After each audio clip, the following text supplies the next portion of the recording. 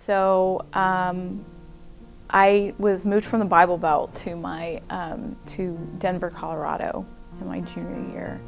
And it was just the worst time to move from something where I had my established friends and, we had our life and I had my church group and I had, to what is almost a completely different environment. And so unfortunately I got more focused on doing other things than going to school. And so I was kicked out of public school for not attending and went to a Christian private school and finished, but never got my degree because I lost an entire semester's. So that for me, I just thought, okay, that's just who I am. That's what I'm capable of. My mom had a friend visiting from out of town, and I didn't even know this woman from anything. She just came in and she just sat down and she said,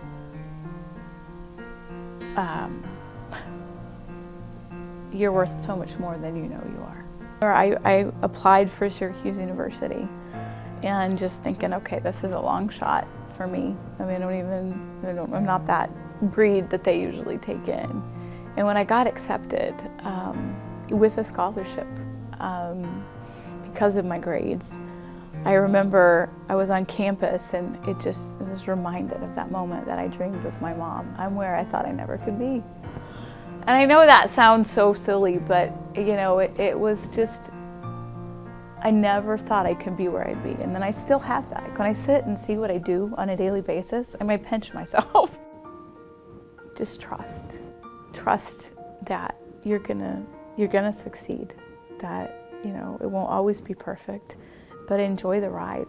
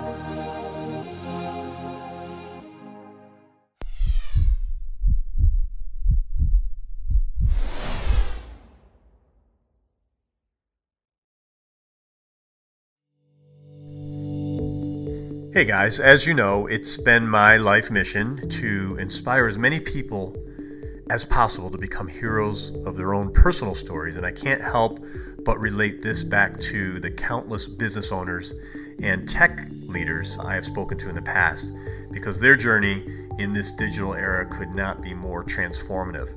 As I think about this episode this week with Jennifer Conway and all the businesses that are connected to the Chamber of Commerce, the digital transformation era is asking all business owners and IT leaders to become more organized and strategic about how they handle company data. But finding the experience and expertise necessary to manage the complexity of this landscape presents a real challenge. So this is where the team at Razer Technology can help. For over a decade now, Razer has been helping companies large and small reduce risk, realize savings, and achieve their cloud journey goals through expert IT consulting, cloud services, and data center transformation solutions. Being a Microsoft Gold partner and having been recognized with many industry awards over the years, these guys support, monitor, and deliver cloud migrations, backup and recovery, customized hosting solutions, IT security, monitoring, application development, help desk, and much more. They can help safeguard and operationalize your data so you could focus on growth, innovation, and creating a frictionless experience with your customers. I personally know this team. They go above and beyond, and they will guide you through your transformation. I'm also happy to mention that for a limited time, if you go to the Razer-Tech.com website and fill out the contact form, they'll give you a free consultation. Plus, you'll receive an additional ransomware protection service layered on top of any cloud service subscription. Just another reason these guys really make your IT department as efficient and secure as possible. Welcome to this very special edition of American Real. This is our 69th episode, and it is also the last episode of 2018. Our special guest today is Jennifer Conway, who is the president and CEO of the Broome County Chamber of Commerce. And Jennifer provides us with a thorough overview of the purpose and value of chambers of commerce all around the country and what they mean to a community. They are independent of government. They provide their members an environment in which they can thrive by doing things like setting up networking events, advocating on their behalf, protecting the employer's rights, workforce and education. She gives us a really good understanding of what the chambers do within a community. In addition, Jennifer and I discuss politics, we discuss social media, and then we get into Jennifer's personal story, which is extremely real and inspiring. We talk about signs that came to her, people who influenced her in her life and her decisions. So sit back and relax as I welcome the very smart and very talented Jennifer Conway.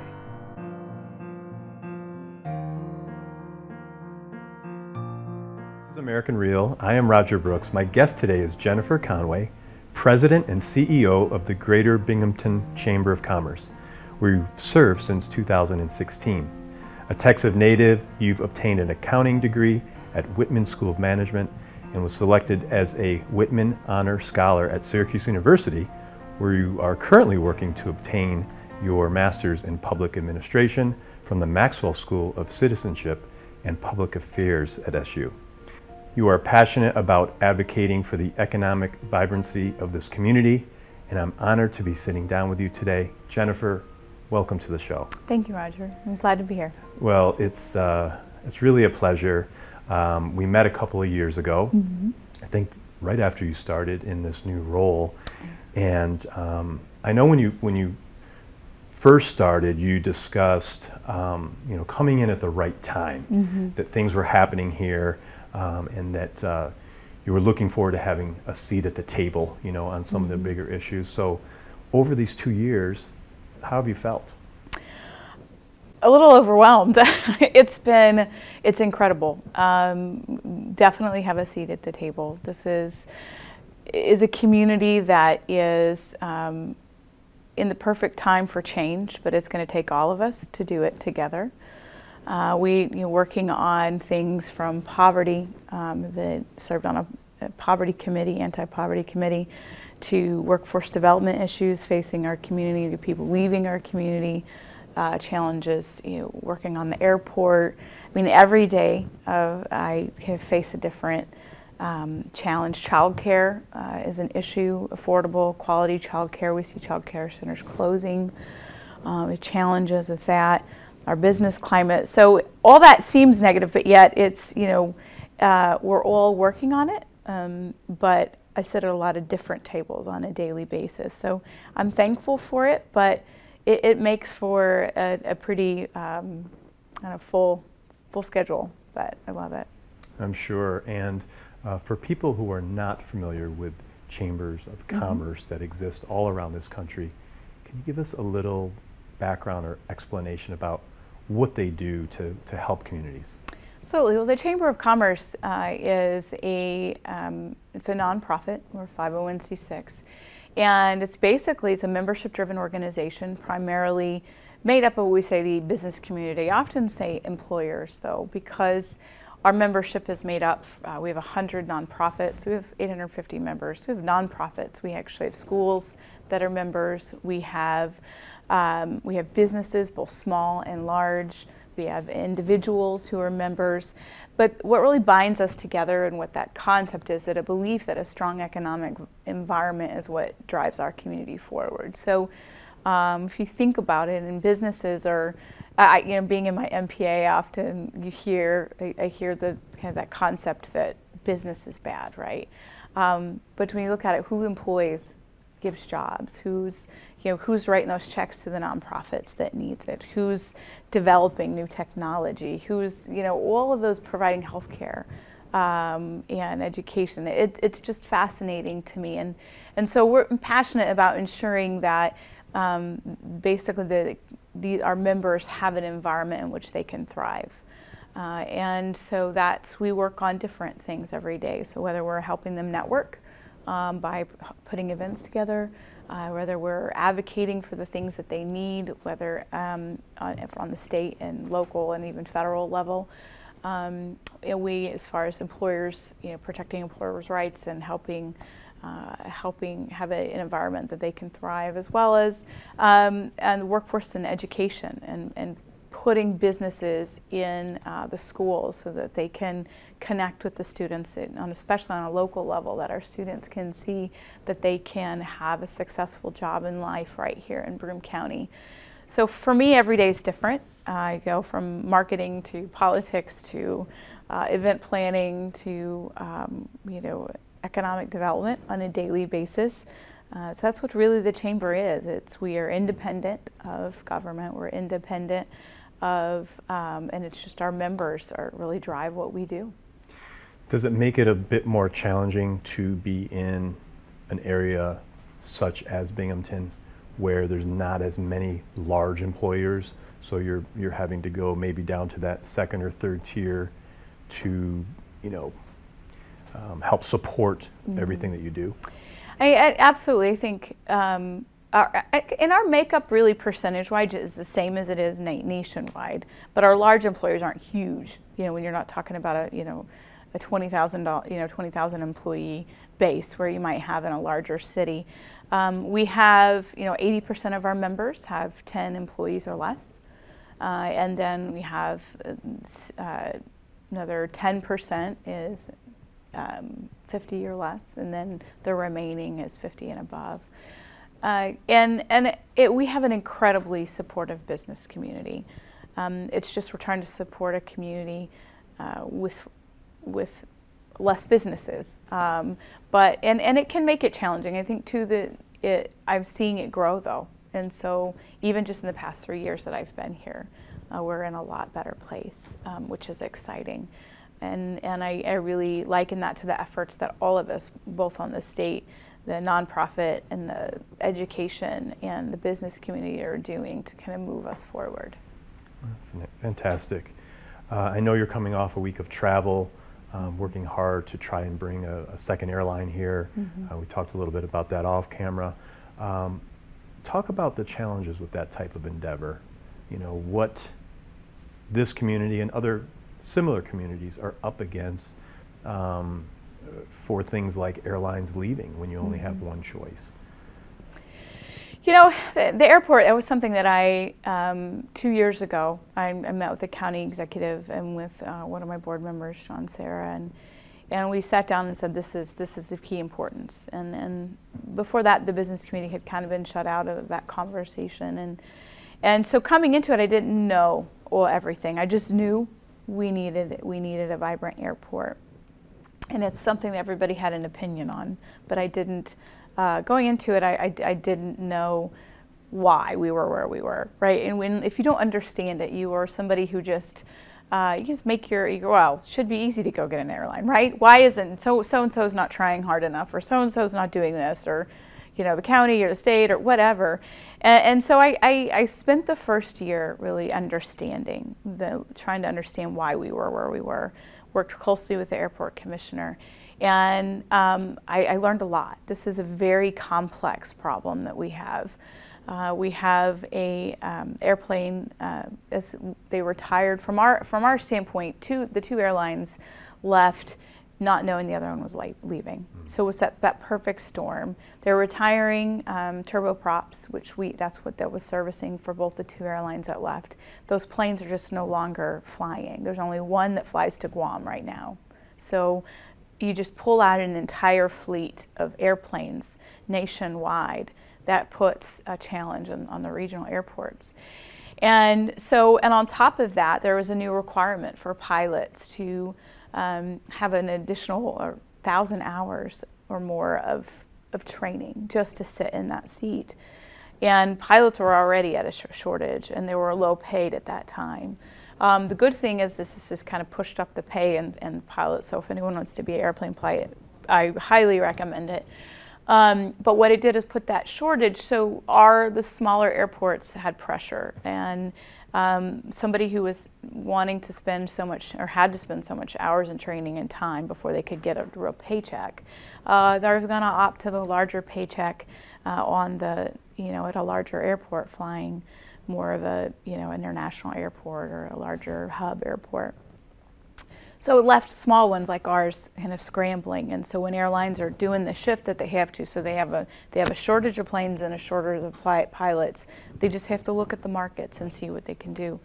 And it's one of those things where my message has been, you don't have it unless you use it. And I've looked at people and said, are you flying? Well, no, it's not convenient. Well, I can't. And it's like, well, then you can't tell me you want it, because it truly is a chicken or the egg.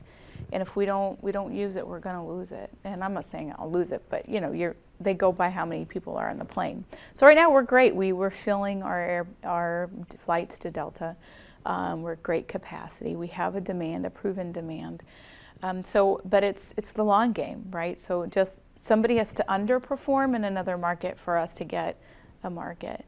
And so to your point, you mentioned about large employers. Well, how have the really large ones willing to write the check to kind of to subsidize and keep us? So, but the thing is it's really grassroots, what we've been working on the past 2 years. And I have, the business community is really coming behind us 100% and with us on this. And so, going and meeting with airlines and saying, this is what I've got, and this is the proof I have that our business community wants and needs this airport and will fly it. And so, everyone says, why not a regional? Why can't we just shut down everybody's airport and build a new one? And I laugh because all these are things I thought, right? So these are all good questions and things that I've spent the last 2 years learning.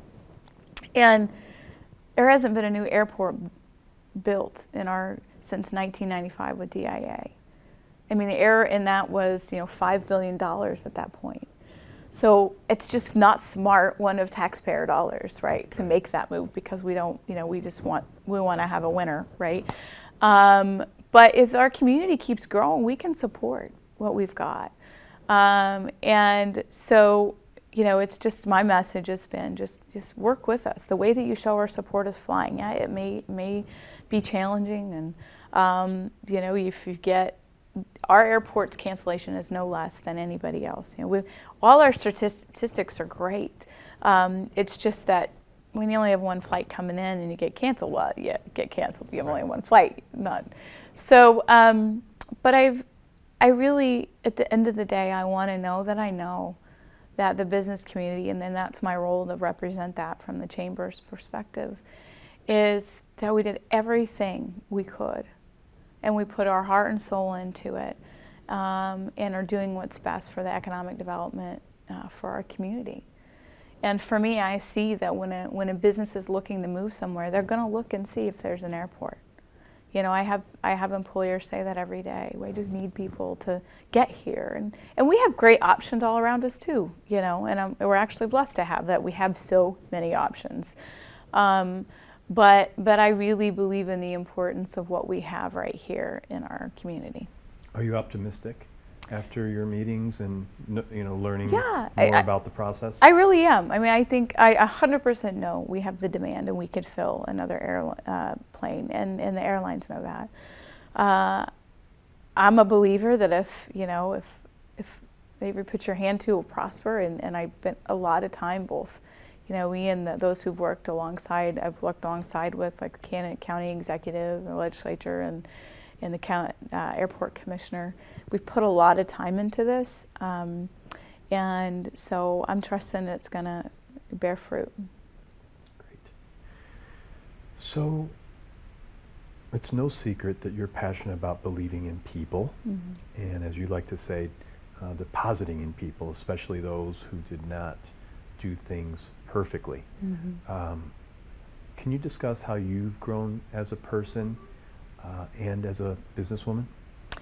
Yeah, it's, my story is interesting when I tell people, but I'm pretty open about it. So when you say, you read in my bio that I was a Whitman Honor Scholar, and I graduated with a 4.0 in my accounting major, 3.9 in my major, and from the overall business degree. But what the story isn't there is that I never graduated from high school. So I was moved from the Bible Belt to Denver, Colorado in my junior year.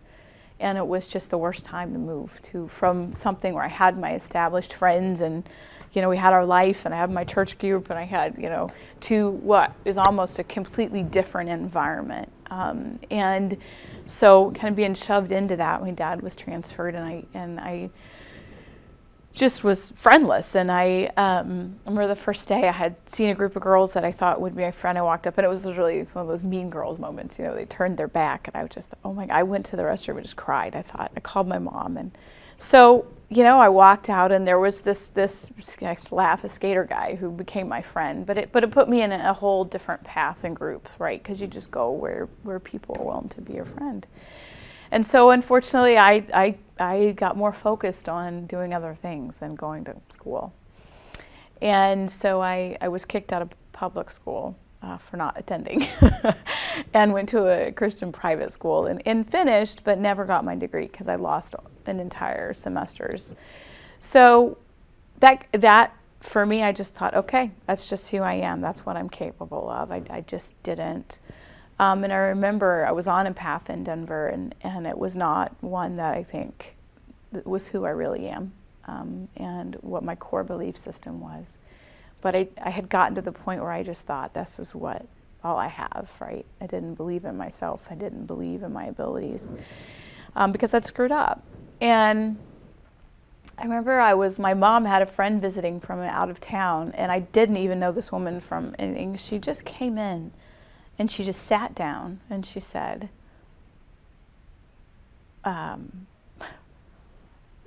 you're worth so much more than you know you are. And she said, she just started talking about how I had a future and how I had, how I was a good person and that I was that I had abilities on the inside of me. And I just needed to trust that and make the right decisions because I still could. And I never said a word to her. I just cried. I had my back to her. It was just the strangest. It was like one of those moments in time. And who was she to come? Like, why? Why did she know that? How did she know that? For me, I believe she was sent. And so 2 days later, that time my mom they had come in and they were moving back to Texas. And I said, well, I'm not going to go. I had my life, I had my boyfriend, and then after 2 days later, that just stuck with me. And then I made the decision. I said, and for me, my faith is huge. And I said, God, I give my life back to you completely, 100%. I'll do wherever, I will go wherever, I will do whatever you want me to do. And that set me on a new path. I went to Texas. Fast forward, what she said to me, so I went and got a job. I still didn't have a degree. But I always thought, okay, I'm just good at working. I'll work. I'll just keep working. I won't have a high school diploma. I don't need a college degree. And another woman in my life, it was my pastor's, one of my pastor's wife. And I walked in and I said, and I was at her house and I was friends with her son. And she just looked at me. It was like one of those things. Every time it's like out of nowhere, she just looks at me and she says, you need to go to college. And I said, no, I don't have a high school diploma. How do I go to college? And she said, because you need it for you. Because you don't know you're capable of it. And I just looked at her and I said, okay. And I listened and I thought about it. And I said, okay. And I realized that I didn't believe in me. And I told my mom, I said, I'm afraid to dream because I didn't do everything right. And I had this dream I just have this dream of a college that has Ivy on the wall, a big university, but I could never do that because I didn't do the right things. I didn't, And I said, so I'm afraid to dream. And of course, when I said, you can do that. I said, oh, you know, I just kind of blew it off because it was just this picture so far off. But I decided I would just start small. So I went to community college in Texas. And I just started just taking classes and having to just do it the hard way and just took it step by step. Fast forward, I ended up moving to New York because it's the thing I said, everything I will go anywhere if I feel like it's where, you know, in my heart I feel like I'm being told to go, I'll go it. If it doesn't make any sense, I'll go. By this time, did you have your high school? No, so I had a few college credits from Tarrant County Community College. And so I transferred and moved into Syracuse, New York with my mother and my stepfather. And I continued on to community college, still not really knowing what the path, but what happens is back in the day, they've actually, unfortunately, which I'm sad they've done this, they've eliminated the ability to do this, but if you get an associate's degree with good grades, you actually get a college equivalency diploma. And so I ended up graduating from community college with a 4.0 and business administration, and I got that degree. I got that I remember receiving it. So I just thought, okay, I think I'm okay at this. I'm being able to do it. And it went back to someone, you know, I go back to those moments that those people deposited in me who didn't know me but spoke those positive words, right? Believing in me, because I think I lacked believing in myself. And I remember I applied for Syracuse University and just thinking, okay, this is a long shot for me. I mean, I'm not that breed that they usually take in. And when I got accepted with a scholarship because of my grades, I remember I was on campus and it was reminded of that moment that I dreamed with my mom. And it was at spring times where there was ivy, and it was a moment of looking at one of the buildings and going, I'm where I thought I never could be. And I know that sounds so silly, but you know, it was just, I never thought I could be where I'd be. And then I still have that. When I sit and see what I do on a daily basis, I might pinch myself because, you know, and it was another last moment of that, of just having people just look and go, okay, I'm going to say something into your life, and I'm going to risk saying this into your life. Because all these people, I could have gotten offended or mad or whatever. So I was at Syracuse, and I went in to drop my accounting class because I was a marketing major, and I said, okay, this is too hard. I'm married in college, and I just can't get this all done. I'm working full time, and so I went to drop my class, and my accounting professor said, I don't want you to drop my class. Okay. He goes, not only do I not want you to drop my class, I want you to change your major. I said, are you kidding me? He said, no, you need to change your major to accounting. You're actually really good at it. And I said, I looked at him, and he was, and then we started talking, and come to find out, he was a Christian, and so I think I took more realizing, like, why would this man have any say? I barely had it. I mean, I've never come to visit him for help. Never, you know, it's not like we had this relationship that would say he could just tell me to drop my class, change my major. And I went home and I talked to my husband about it, and we just both felt like that was a word of wisdom that you should do. And so I followed him. I did it, and I ended up getting a 4.0 in my accounting major. And I look back at all those decisions and all those things those people said to me, put me on the path where I am today. We're sitting, you know, at 41 the head of a chamber. I'm at tables with people that are far more degreed and experienced and many more years of wisdom, and to me they're way smarter than me. But every one of those decisions, when somebody was put in my life to say something to keep me on the right path, has just developed, you know, who I am and where I am today. And even down to the board, you know, when I met, and I was just complete opposite of what, you know, of what typically is a chamber of our size, who's at the table and who you hire. It's oftentimes somebody who's had a lot of years of experience, a businessman or businesswoman, and you know, and when the board looked at me and said, "Oh, we want you," I was just like, "Me? Like I look like I'm 12. Me? You think I could stand up next to, you know, different people?" And it's been tremendous. The other day I got a birthday letter from the governor, and I just thought, I know, granted, he sends it to probably a lot of people, but it's just that moment you go, what? I think back of that kid who didn't have a high school diploma, didn't finish, to where I am today. And so I think that my really passion is that there's so many terrible words that we speak to each other now in this day and age, and how judgmental, you know, just I think whether it's social media or whatever, we just have this feeling that we can say the most horrible things. And there's a lot less of the positive we're saying into people. And I think about if each one of those people didn't take a moment to look at me for who I was in a way that they didn't even, how did they know me? And it changed my life. And if we all did that on a daily basis, and believed and invested people. I mean, words are such a powerful thing. And I think we're taking them for granted. Because that word can either inspire you, change you, or destroy you. Destroy your confidence, so think of all those things that those people said. You know, well, you're right. You know, you can't, you know, you do have several things holding you back, and where would I be? Especially when you're young. Yeah, exactly. And impressionable, either way.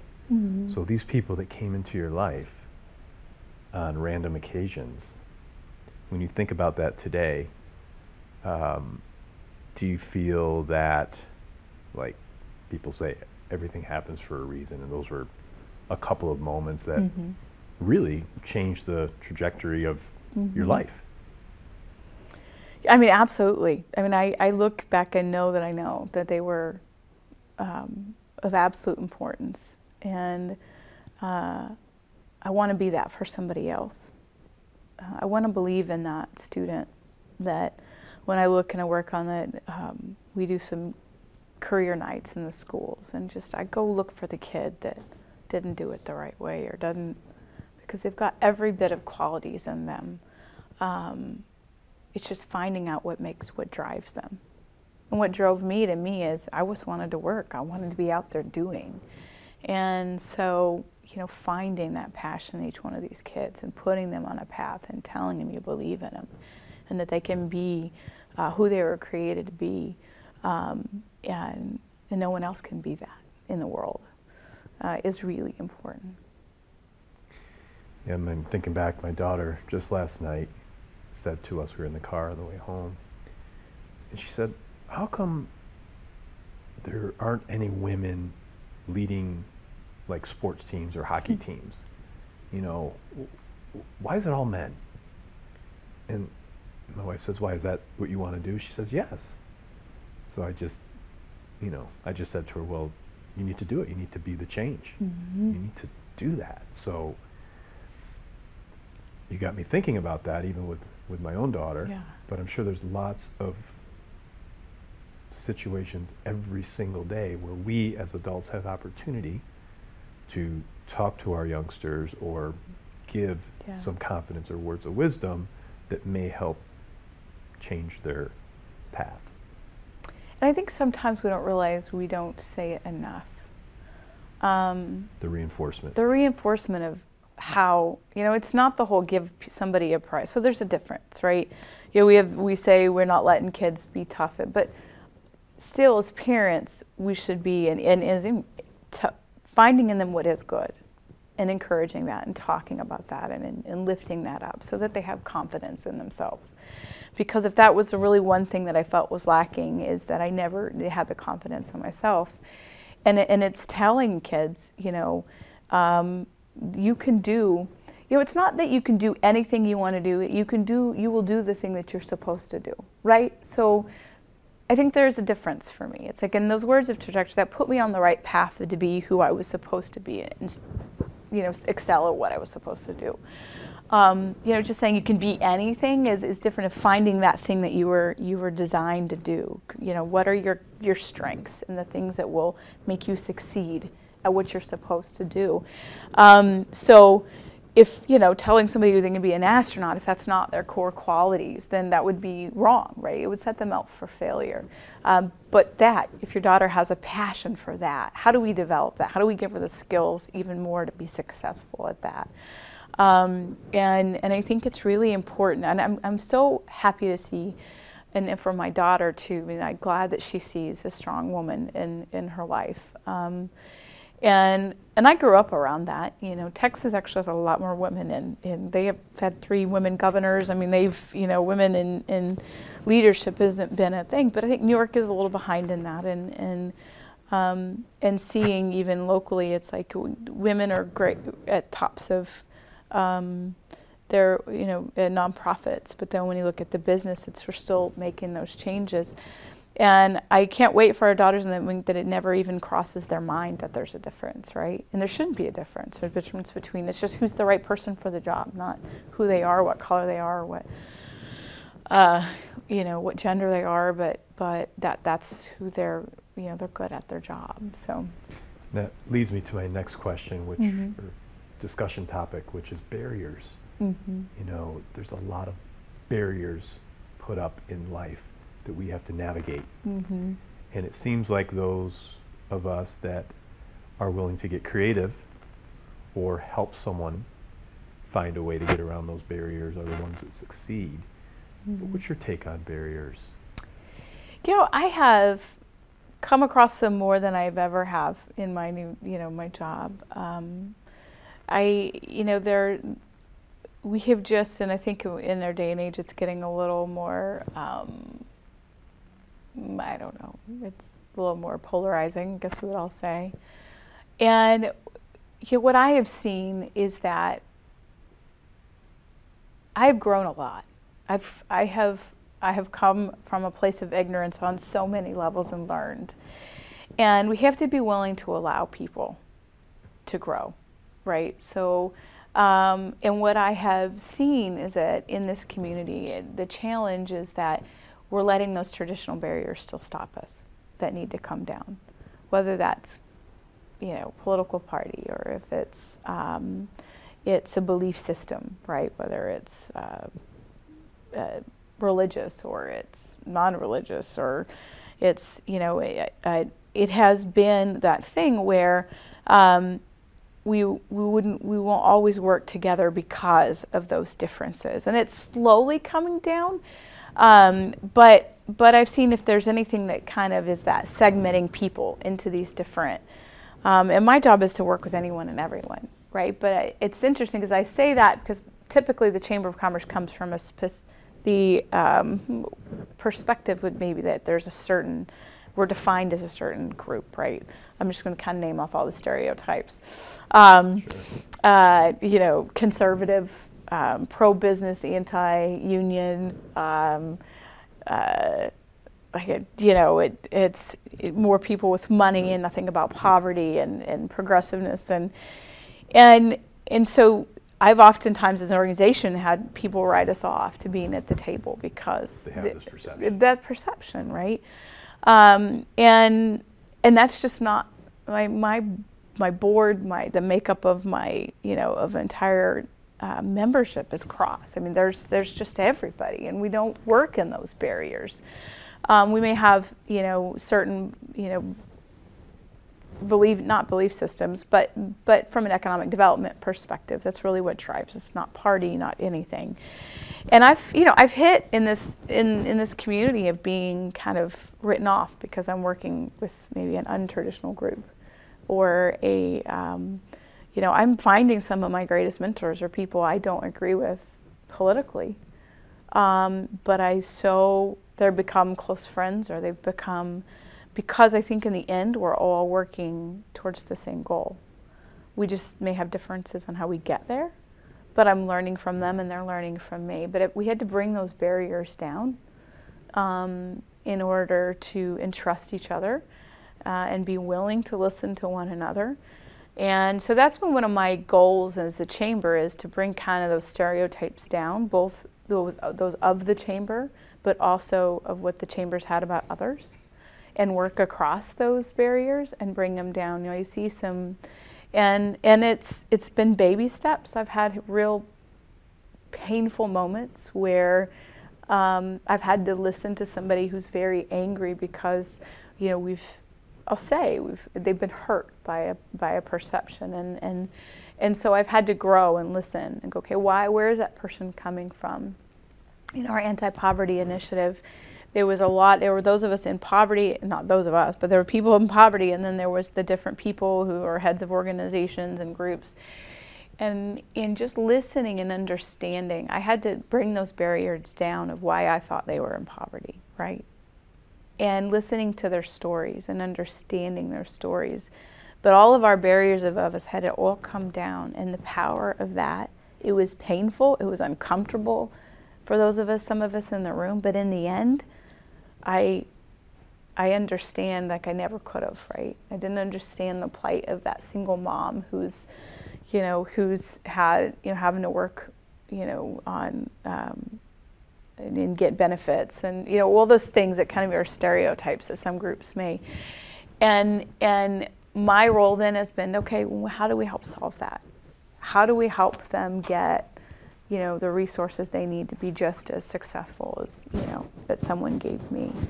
So I think that's where we have to all be willing to have those painful conversations and being at the end of the day okay to disagree, but still respect one another, and still work together.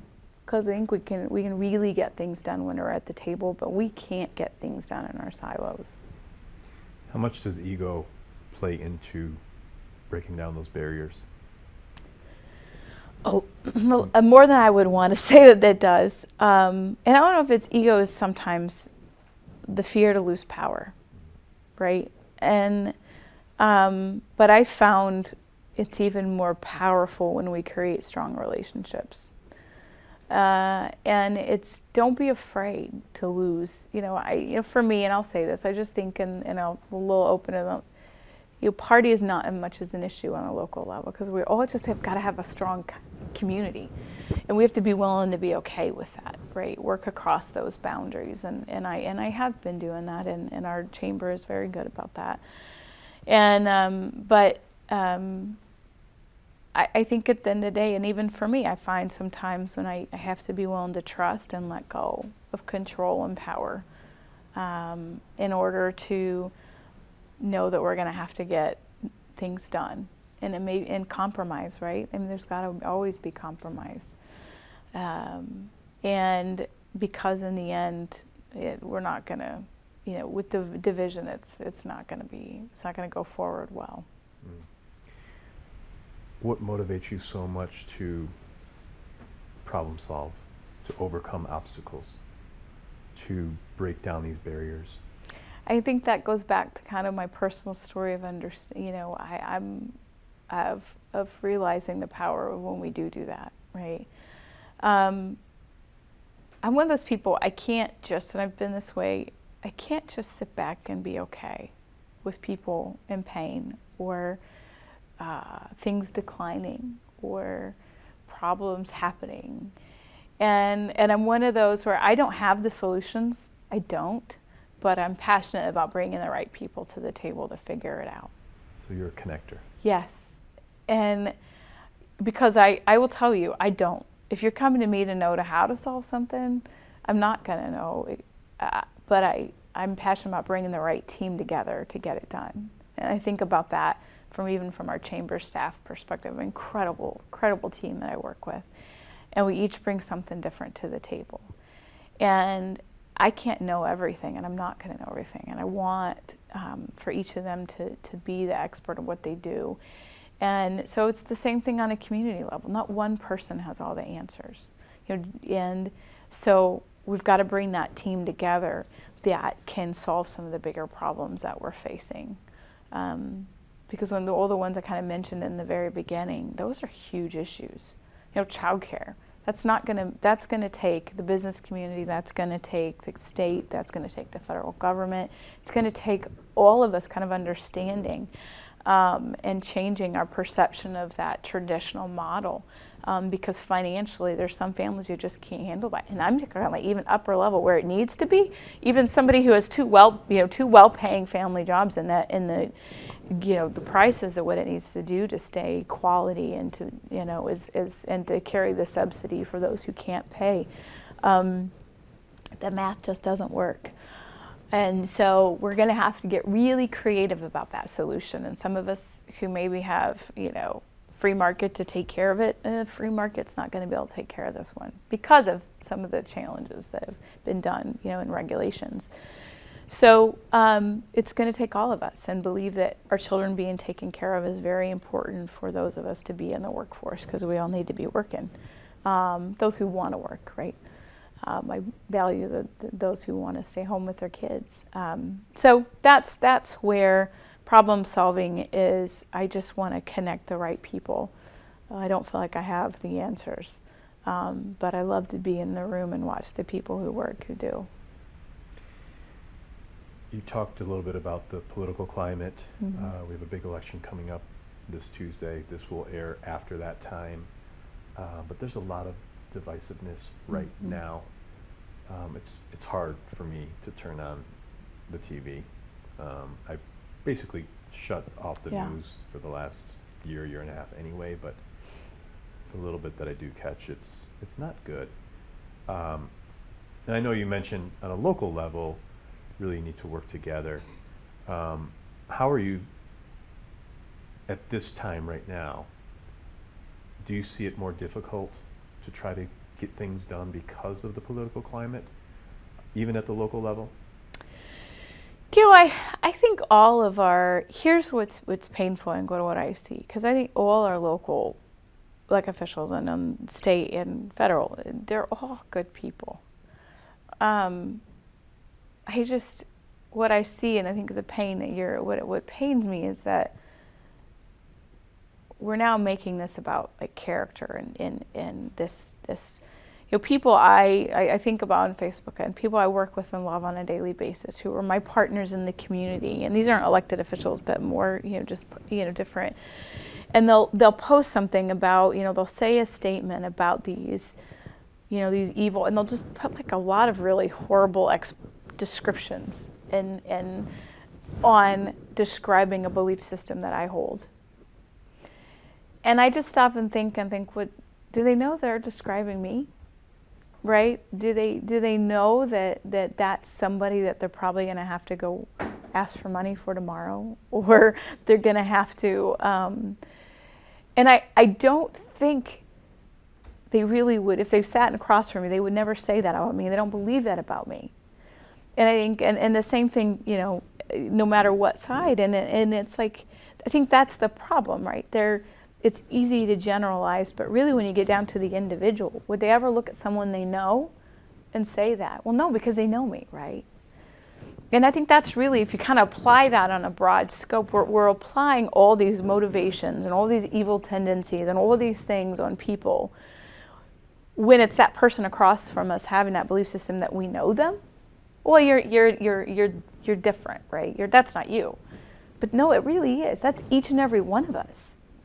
And I think that we've just, for some way and reason, we've applied this generalization across a certain belief system, and it's been painful, because there's nobody's allowed to have their own belief system anymore, and we don't respect that. It's either we all think the same, or we're evil if you don't, right? And whatever that is, I'm saying that across the board,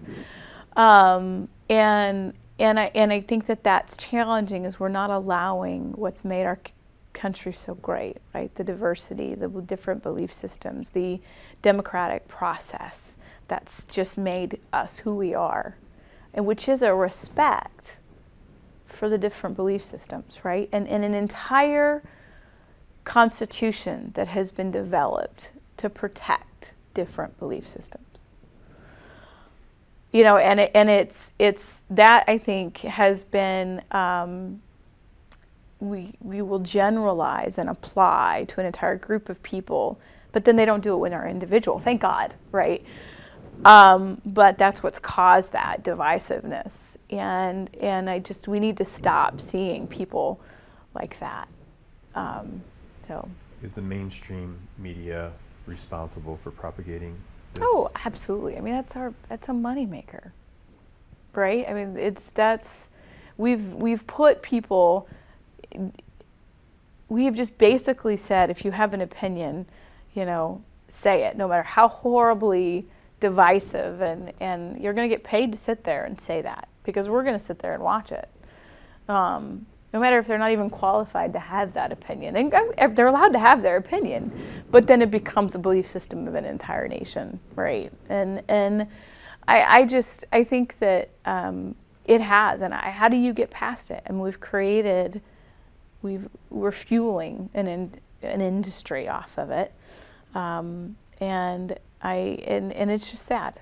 I mean, it's just sad. It's sad that we apply morality to those beliefs, right? You're evil. You're ignorant. You're all those horrible words we hear, And I mean, unfortunately, on the national level, we're a place I never thought we would ever speak of our president that way, or that our president would ever speak like that. So it's like this strange. I hope we swing back the other way. We can only hope. So talk to us about something, if you can, a little bit more personal about you. You mentioned earlier that you had a strong faith. Are you willing to talk about that a little bit more? What that means to you? Yeah, I mean, because it really, in my job, I've worked for Christian nonprofits, so I've had different, I've worked at a church, and so my current job, it doesn't show it out every day, right, as far as living it out. But as I said, it's what motivates me every day. It's why I'm here in Binghamton. It's what brought my husband and I here. It's what every day I still say, I will go wherever I'm supposed to go and do whatever I'm supposed to do. And honestly, that's what gets me through it. Because sometimes the other day I had someone go on the radio who's never met me, never spoken, never been to a chamber event. One of our local radio stations allowed them to just sit there and talk about how incompetent I was, and I was not qualified for the job. That's a hard day. This person's never, but because talking about the media, right? He's a figure that people like to hear him talk on the air. And I see him walk by my house every day walking his dog. And knowing those words were said. I never called him. I never said anything. It makes it hard because, and that's the day and I go back and go, you know what? I'm here because I'm supposed to be here, because I feel like that's what God's told me to do, be where I'm. And no matter how hard it gets, when days that, maybe I'm looking at the chamber budget and it's not, where I want it to be, or it's a heavy fundraising job, so that's a pretty challenging. Or, there's days where elected officials don't get happy with you. You find that out. In a very public job, that apparently then means everybody can have an opinion, which is fine. That's what I'm supposed to do. But it doesn't mean I don't feel pain about what's said. And I feel that about every elected official. I become more compassionate about what every person goes through in the public eye, because, when you read or you see, I had letters to the editor written about me, because I had supported a natural gas program and I wanted to blow up children, and I had no care for children, and I was, and it's like, so days like that, you have to know that you're putting in something higher than I'm not passionate. I'm not hungry for power. I'm not hungry for influence, or, I can't wait till I get to my next thing. It's just, I want to make a difference, right? I want to work as hard as I can, making somewhere, a better place for some other people to live and for my kids to live. And so that faith is so important to go back to sometimes when it gets hard. And then I have to, that's what my strength is. I'm like, okay, I recenter myself going, this is, you led us here. Out of the blue, we both, it's kind of an interesting story. We had come here for a wedding. We'd said we'd never come back to New York and to live. Moved 10 years before to Texas. And we came for a wedding and we stayed on the Holiday Inn. I looked out and I looked at this community and I was on the river and I said, what incredible assets this community has. This is a great downtown. This is a wonderful, it was right when July Fest, so we walked downtown at July Fest and I didn't know a soul, but I just fell in love with this community. And I didn't say anything, and my husband, we both went back from the wedding, and about 3 weeks later, I came into him and I said, I have something to tell you. He said, what? I said, I feel like God's telling us we're supposed to move to Binghamton. Like that, it's like out of the blue. And he just looked at me and goes, I think that's the same thing, but I've been afraid to tell you. And that moment, we just okay. And the minute we both knew that that's what we were supposed to do, we went right into all the things that we needed to do. So that was August. We were here by December. And so there's times when it gets hard that I have to go back to that, right? When you have people call you up and yell at you, and you're just like, I'm just trying to do my best. I'm just trying. I know I'm not the best. I know, but what keeps you centered is okay. I'll go on when it's time to go on, when I feel like that's what I'm supposed to do. So that faith in believing that I'm where I'm supposed to be, that I'm here because He's put in me that I want to be a blessing to this community, and in whatever way I can possibly do that. And so that centers me. And when it gets rough, I can just go back to that and trust that He's going to give me the strength, the grace, the wisdom, and the forgiveness that I need to be successful. You said when you were young, you made a promise.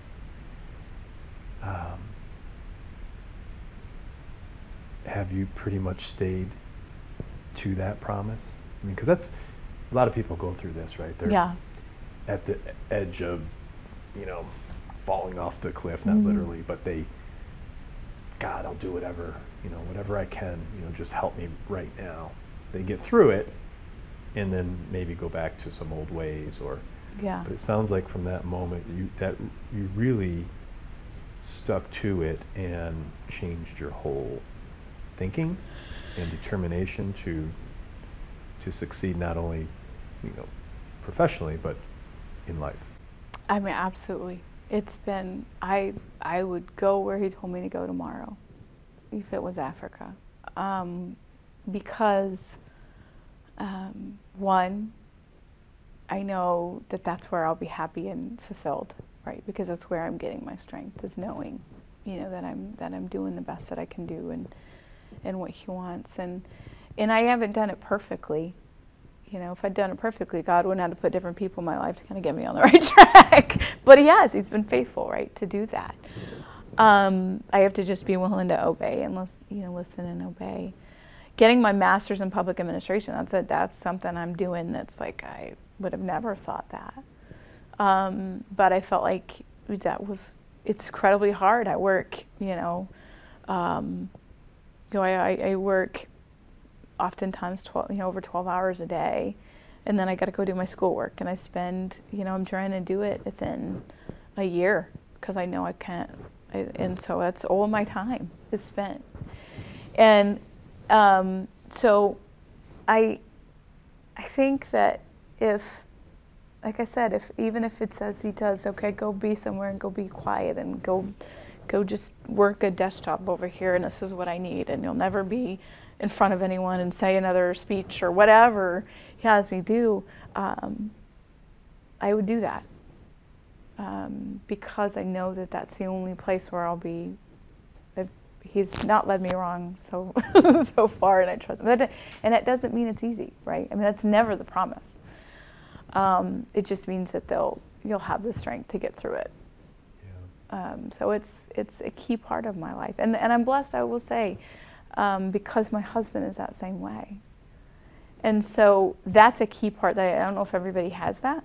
But if I came in and looked at him and said, you know, I want to go be blah, he just said, okay, let's do that. Let's figure out how to do that. And I do the same for him. So I remember he came to me and he said, I was in a happy job in Fort Worth, Texas, and working at this Christian nonprofit. And he called me up and he said, I've gotten a job offer. He's just out of law school, and he had been being a defense attorney because that's all there was to do. He came out of law school when there was not a lot of options, and he was not getting paid, and we were not. It was challenging. He called me and he said, he was in a small. He was on the wheels, so he was representing different criminals in rural West Texas.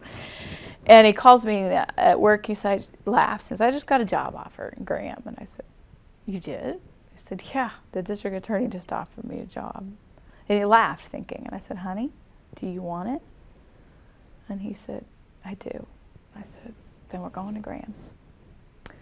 And, you know, we moved from a town of, you know, Fort Worth, Texas, to this town of 9,000, Mayberry. Just think Mayberry.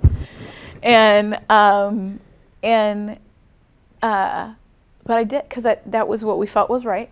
It was in his heart, he wanted to do, and I would support him in anything and go anywhere for him. I told him I proved that. But we flourished. That's where I found chamber work. It was the only job open. And they interviewed me and they hired me on the spot. But I would have never found here. And that was the next step, right? And every step has been a step as we've trusted and been willing to do and go wherever, irregardless of weather or size or, you know. And we've been blessed every step of the way. And as you sit here and share pieces of your story, I can't help but think of things like signs that came to you, people that influenced some of your decisions, and really going with your gut, you know, going with that feeling of, okay, it feels right, I'm supporting you, or I'm supporting you, and we're going to make this change. And it seems to me that in life, a lot of people are hesitant, they're afraid to make that leap. Yeah. But in your case, we wouldn't be sitting here if you didn't do those things. And I wish people would do that. When I hear people say, it always pains me when I hear someone say, well, I want to do such and such, but my spouse won't let me. Or I want to, you know, or I just don't think I can, or I've got this. And I've just not lived my life like that. And I think about what they're missing by not believing and trusting in themselves and whatever that is, their belief system that they have. And that they have a spouse that is not willing to go, or a partner, whoever that is in their life, and support them like I've had that. And then my family, my parents are the same way. Everyone around me has really, you know, said, okay, if that's what you think. You know, I think when I told my father that I was moving back to New York, it was like, all right, okay, but I trust you. And now he lives with us. He's enjoying this community, and he's a part of our lives, and he's loving it. So I also think about, as you're talking, how important it is to, whatever you're doing at the time, to do it to the best of your ability, because you may not know what's ahead, right? You may be in this job for 10 years, or you may not be. Yeah. Right? So if you're doing the best you can every day, no matter what it is, giving your all, putting everything into it, that in itself, I feel, will lead to good things for you. Good things happen to people that are giving of themselves every day. Yeah. And I hope so. You know, I think that's sort of all I know. I'm not going to do it perfect. I don't do anything perfect every day. But if I know I'm going to do my best, that's all I'm held responsible for, right? And at the end of the day, I can say that. And you know, sometimes I'm giving up things that I maybe, you know, time with my kids, because they don't get to see me as much. You know, is when you're given to the community, somebody has to lose on that. But they have a great school. They have a great, you know, we have family here, and so they feel loved, and I find that time. But I can't. I'm not Superwoman, so there are things that I don't get to do. I don't have a hobby. Work is my hobby, you know. But it just being true to what I know I feel like I'm supposed to do. So I hope so, you know. But I'm never doing it to, like, my motivation is not to get somewhere else. My motivation is just to do the best that I can. Where do you see this community in 10 years? If we are willing to dream, if we're willing to work together, and we're willing to put the hard work in that it takes to get where we need to be. So drop those barriers, drop that divisiveness, being willing to work across party lines, being willing to work across socioeconomic lines or belief system lines or all of those. We're going to be in a great place. You know, we have some things that are, you know, I am the Chamber of Commerce, so I do believe that there is, on the state level, some scary things that, you know, some decisions that made that really make it hard for our community to grow. You know, our taxes are a challenge. We have to figure out, there's going to have to get creative how we're going to solve that and be willing to fight for that, right? But if we can overcome those, which is coming up with really, and that's what's motivated me to get my MPA, because I realized our decisions have to be like on the state level. There has to be some creative legislation and solutions to figure some of the challenges that face New York State. Because I'll say, the motivation that the state has to provide services to those who do not have,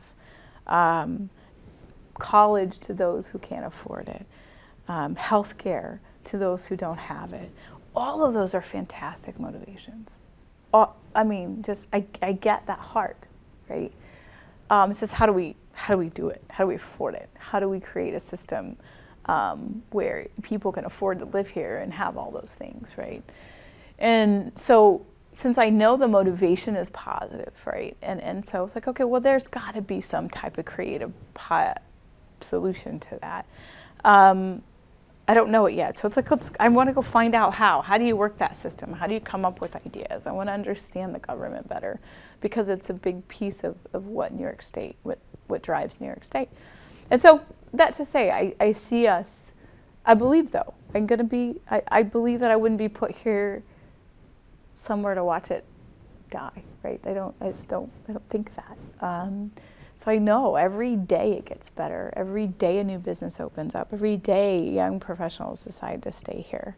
And so as we do work together, and we work on some of the committees that I work on, and we all, we keep this path that we're on, it's only going to get better. And so I see us growing. I see us thriving. I see us really continuing to come out of the hole that a lot of small communities of our size were. But I call us the Goldilocks community. We're the perfect size. We're a great mixture of people, and we're in a perfect location. So let's just let's put all that together and dream and build what's our next phase. Fantastic.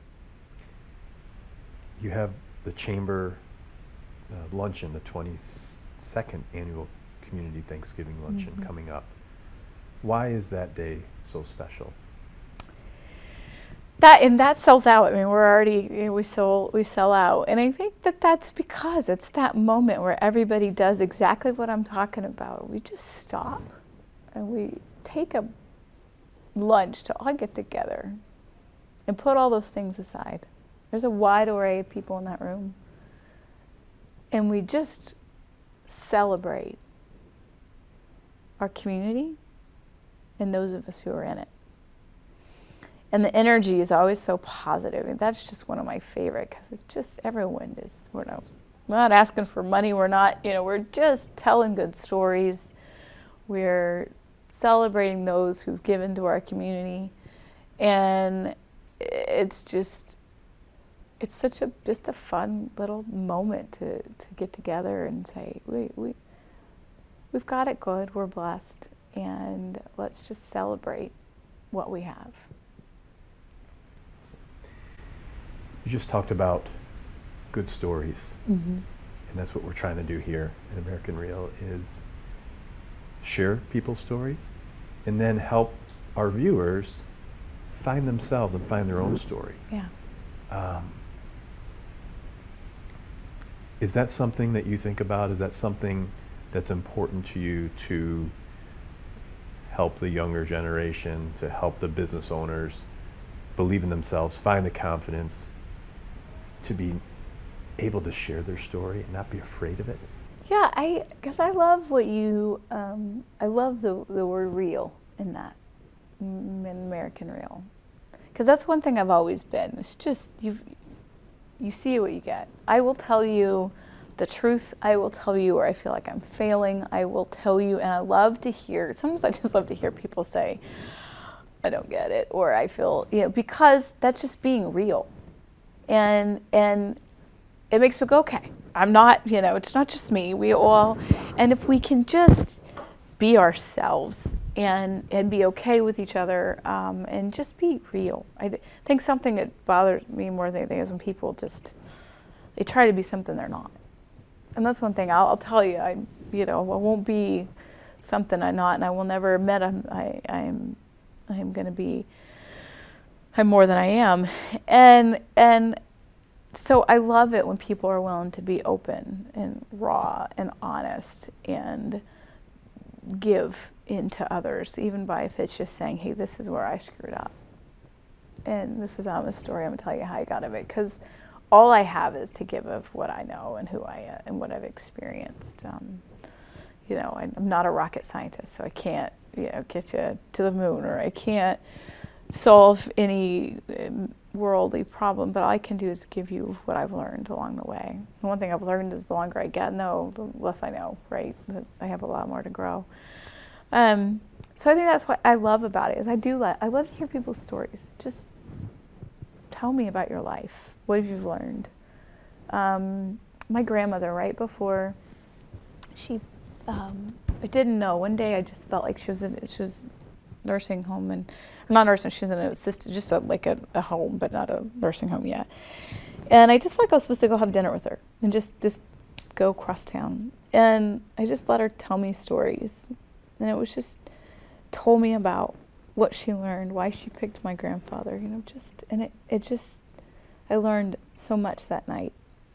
Little did I know, just a few weeks later, she would start having dementia, and it all got lost, right? And I'm thankful for that time, that I was able to pull from her life and her experiences, and I learned from that. Because I want someone to learn from my mistakes. I want someone to learn from my successes. I want someone to learn so that they may not have to go through something, right? So all those people who deposited in me kept me from going through something else, right? And so can I give that to someone else? Can I give that to a kid and help believe in them? And so, but none of that's going to happen without breaking down those barriers of protection of ourselves, right? And it's just being able, just like that, real and honest. One of the things we kind of stumbled upon earlier this year was the power of live video. And what we find in live video, especially when it comes to businesses, is that everything you just said, the realness comes out. You can't escape yourself, right? You can't escape the reality of you being authentic. Yeah. And what's happening with people that are doing the live videos within our private Facebook group is, over the course of time, they are talking about things that maybe they wouldn't have, 2 weeks ago or a month ago, but they're becoming more authentic, more transparent, and we're trying to spread that word to the business community for them to be more outgoing with live video. People love to see the inner workings of an organization, and it doesn't have to be sexy, you know, or they just, you know, if you're the business owner of an insurance company, you know, and you do a live video from your kitchen, that's cool, you know. So that's something we're trying to help, not only here in this community, but nationwide, and even we have a worldwide participation. And I think we're onto something really big. And I'm just curious as to your thoughts about live video, if you've experienced it yourself, and if you've seen any benefits from it within the chamber and the greater community. Yeah, we actually, I don't know, if it was about a year ago, we've started we do Business of the Week. And so traditionally what it was, and it's been doing for years with Channel 34, they would come in and they would film the picture, and then they do their own part, and it would air the next week. And we'd take a picture and we'd post that picture. Well, we started doing Facebook Live and interviewing right then, kind of a raw cut. We say what you say. It's Monday morning at 9 a.m., so you never know how asleep I'll be. But so I just ask them, so you get to know those businesses, because along that, people want to shop and be a part where they know that person. And it's kind of just this whole YouTube phenomenon where kids are like, they feel like they know them, right? And they'll buy the products that they say they'll buy because they trust them, because they feel like they know them, they've experienced their life. And the power for that for business, because that's one of the things where business becomes, especially I was laughing about in my MPA, right, that it's like, business is this, they're only for profit, and they're just this big evil like conglomerate thing that is just, and that's not, right? I sit every day with a business owner or the head of a business, and they're just trying to do the best that they can do. Make a successful business so they continue to employ people, continue to pay those benefits, to make whatever product or service that they want to provide. They're just passionate people. And that story needs to be told, because kind of going back to where it was, I was saying, it's like these things are just placed on, it's like people have no longer faces, and businesses don't have faces. So live video helps connect with who is that business, who are the people who are working behind the scenes, why do they do what they do, and that creates more buyers, that creates that connection. So when you feel like you're buying from someone you know and you trust, or engaging with a service, it's just that much, it's better. It's a great opportunity for businesses and organizations to tell their story, so they're not some faceless evil conglomeration or whatnot. So I think it's incredibly powerful, and a tool that I hope I've seen several businesses locally do that and engage in that. And even if it's just 5 people that watched you for that moment, it's 5 more people that know why you do what you do. So.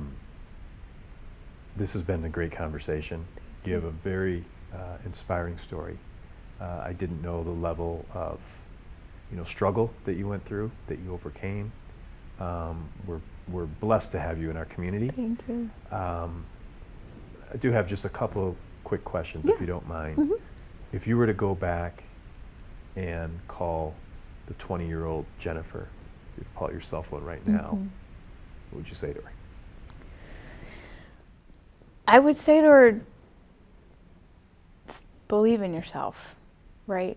And believe in the abilities that have been placed in you. So I think that's something I still struggle with every day, and I need to hear. It's like, because I had that foundation of doubt, and it's it's created a lot of wasted moments where I'm just kind of worried in the back of my mind, am I doing okay? Am I doing, and it's come from that foundation of just going, okay, I didn't do it right the first time, right? And I've never, and so I think I would call and say, just trust that you're gonna succeed, that it won't always be perfect, but enjoy the ride, and that, I think that would be just more believing in that, because like I said, I would never imagine I would be here, But I'm glad that I didn't know, because I've always just been motivated by just doing the best I can do, not because of where it's going to get me.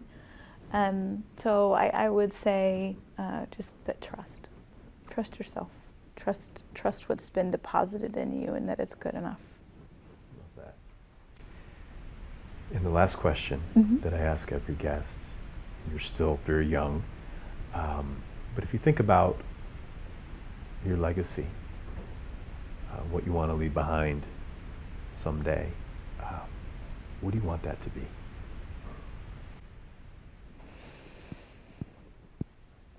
Just that wherever I was, wherever I had been, it helped make the community a better place, on whatever small or big level that is. And that women would believe that they can do anything, and really anyone. But I'm saying, if been in some more male-predominated areas, which I've never been not supported, right? And that's the thing. I have been blessed with very strong male mentors around me that have been willing to believe me and deposit in me. But it's just that the world was a better place, even how small. Like I was able to help someone be better, whether that's a business grow, because we've got a better regulation that helps them achieve what they need to achieve, or that we've brought people together where we've solved a problem that otherwise wouldn't be solved. Whatever that is, the world was a better place because I did what I felt like I was called to do. Wonderful. Jennifer Conway, thank you so much for being here. We appreciate it, and keep doing what you're doing. Thank you. Thank you. My pleasure.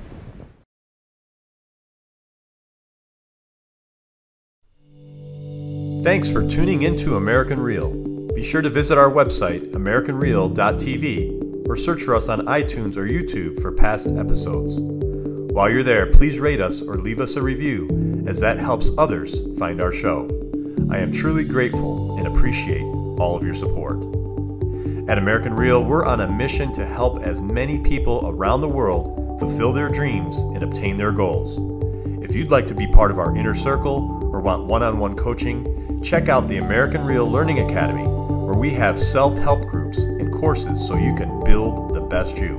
We also have a new Facebook group where you can connect with high achievers from around the world. If you want to go even further, maybe you're determined to write your own book or launch your own podcast, contact me today to see if we could help. You can reach me through Instagram or Facebook, or email me directly at roger@americanreal.tv. And speaking of podcasting, our next course will be starting soon. So if you're interested in launching your own podcast, join me and Podcast Your Passion. I'll take you through my 8-week course where I'll mentor you to build a world-class podcast. I'm only taking on a small group of people who want to share their passion through broadcasting, where I'll have you up on iTunes and YouTube within weeks so you can podcast your passion. Click on the link below for more information. Thanks for tuning in, and we'll see you next week.